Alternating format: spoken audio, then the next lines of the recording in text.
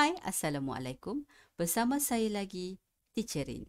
Kali ini kita akan belajar matematik tingkatan 1, bab 5, ungkapan algebra, 5.1, pemboleh ubah dan ungkapan algebra, dan standard pembelajaran adalah menggunakan huruf untuk mewakilkan kuantiti yang tidak diketahui nilai. Seterusnya menyatakan sama ada pemboleh ubah itu mempunyai nilai yang tetap atau nilai yang berubah.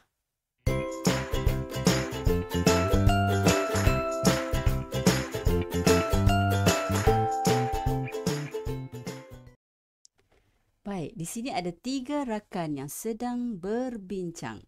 Tentang apa yang mereka bincangkan? Jom kita lihat. Encik Hafiz berkata, setiap bulan saya mendermakan RM50 kepada Yayasan Kebajikan Negara ataupun YKN. Manakala Puan Alisha berkata, setiap bulan saya menderma sejumlah wang yang sama kepada YKN.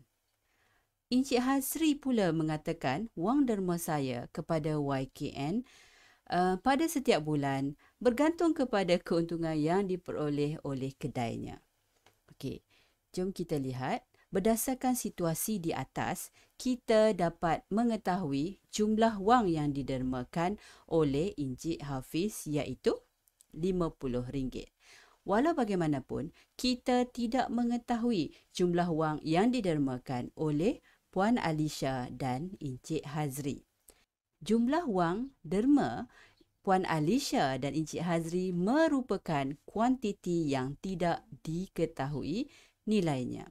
Kuantiti itu kita kenali sebagai pemboleh ubah. Apakah itu pemboleh ubah? Dan antara pemboleh ubah itu, yang manakah nilai yang tetap dan yang manakah nilai berubah? Itu yang kita akan belajar dalam video kali ini. Jom kita lihat apakah maksud pemboleh ubah. Pemboleh ubah adalah kuantiti yang nilainya tidak diketahui yang mewakili satu nombor dalam satu ungkapan atau persamaan. Ingat di situ kuantiti yang nilainya tidak diketahui. Seperti yang kita lihat tadi, kuantiti derma yang diberikan oleh Puan Alisha dan Encik Hazri. Okey, pemboleh ubah pula ia akan diwakili dengan huruf. Okay, huruf yang biasa kita gunakan adalah X. Namun begitu, semua huruf dari A sehingga Z boleh digunakan untuk mewakili pemboleh ubah bersesuaian dengan kuantiti yang ingin kita wakilkan. Okay, jom kita lihat situasi sebentar tadi.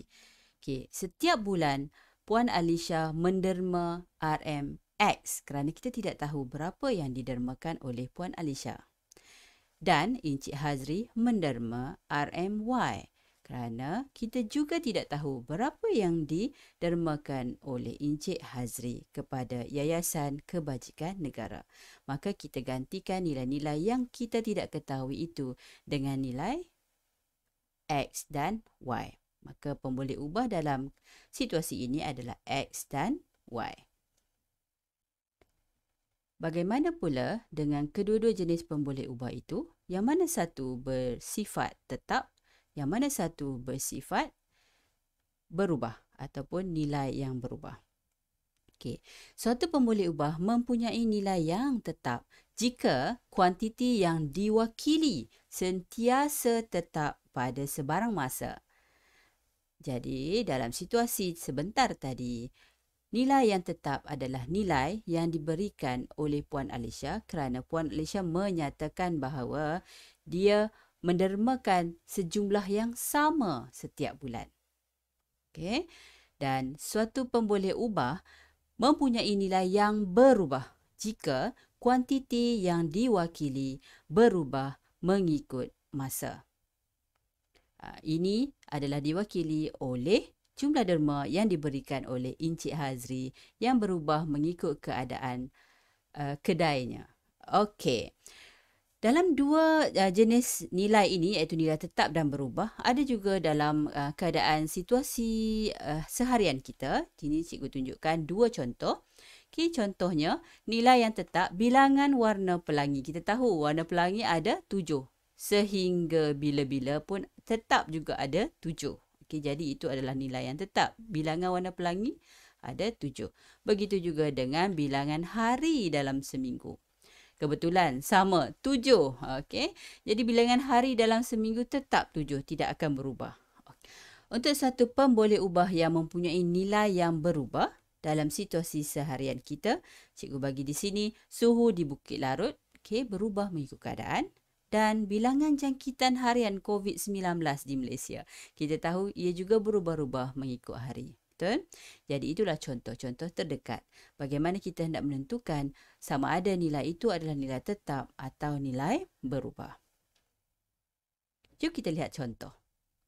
Nyatakan pemboleh ubah bagi pernyataan di bawah. Ingat di sini, pemboleh ubah adalah kuantiti yang tidak diketahui nilainya. Jadi di sini, ia nyatakan Puan A mempunyai N buah kereta. Kita dapat lihat ada 2 huruf digunakan di sini iaitu Puan A dan N. Okay. A itu, A dan N. A itu kita wakilkan objek atau orang iaitu Puan. Puan apa? Puan A. Kita tak tahu nama dia. Dan N pula kita wakilkan bilangan kereta yang tidak diketahui. Tapi jika kita hendak menyatakan pemboleh ubah, manakah antara dua ini adalah pemboleh ubah? Ya, jawapannya adalah N pemboleh ubah. Kerana N mewakili bilangan. Seperti yang cikgu dah terangkan sebelum ini, kuantiti yang tidak diketahui. Maka kita ambil di sini N adalah pemboleh ubah dalam pernyataan ini. Jom kita lihat pula contoh kedua. Kenal pasti dan wakilkan pemboleh ubah dalam situasi berikut menggunakan huruf yang sesuai. Kemudian, nyatakan sama ada pemboleh ubah itu mempunyai nilai yang tetap atau nilai yang berubah. Kita tengok soalan yang pertama. Jejari bulatan ialah 20 cm. Adakah jejari bulatan itu tetap atau berubah? Okay, sebelum itu kita wakilkan dulu dengan huruf yang sesuai. Okay, di sini kita letak J. Okay, jejari. Dan ia adalah merupakan nilai tetap kerana satu bulatan jejarinya sentiasa sama. Okay, untuk soalan kedua, masa perjalanan Amirah dari rumah ke sekolah pada setiap hari. Apakah huruf yang sesuai untuk mewakilkan masa perjalanan Amirah? Masa perjalanan ialah time, betul? Jadi time kita letakkan masa lah. Okey, masanya adalah time T. Okey, M tu kenapa cikgu tak ambil M? Kerana M lebih kepada unit kan, meter, betul? Okey, jadi kita ambilkan T dalam bahasa Inggeris. Okey, dan nilainya sentiasa berubah masa kan, bergantung pada sama ada hari itu dia cergas ataupun dia tak larat nak berjalan. Okey, masanya bergantung kepada keadaannya pada ketika itu. Okey, C.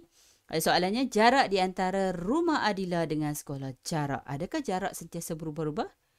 Beza dengan masa tadi bergantung pada keadaan, tapi jarak tetap juga sama. Jadi jarak di sini kita ambil D ataupun dalam bahasa Inggerisnya distance. Okey. Kita ambil D dan nilainya tetap. Sebenarnya apa huruf pun yang kamu ambil tidak salah. Cuma jika kamu biasakan guna mengikut kesesuaian, itu adalah yang terbaik lah. Okey, jika tak tahu apa hurufnya, kamu boleh sahaja memilih apa-apa huruf yang ada. Okey, jadi untuk video hari ini, kita telah menyebut apakah maksud pemboleh ubah dan penggunaannya serta kita dah tahu apakah itu pemboleh ubah dengan nilai tetap dan nilai berubah. Sehingga berjumpa lagi dalam video seterusnya. Sekian dulu pada cikgu. Assalamualaikum. Bye-bye.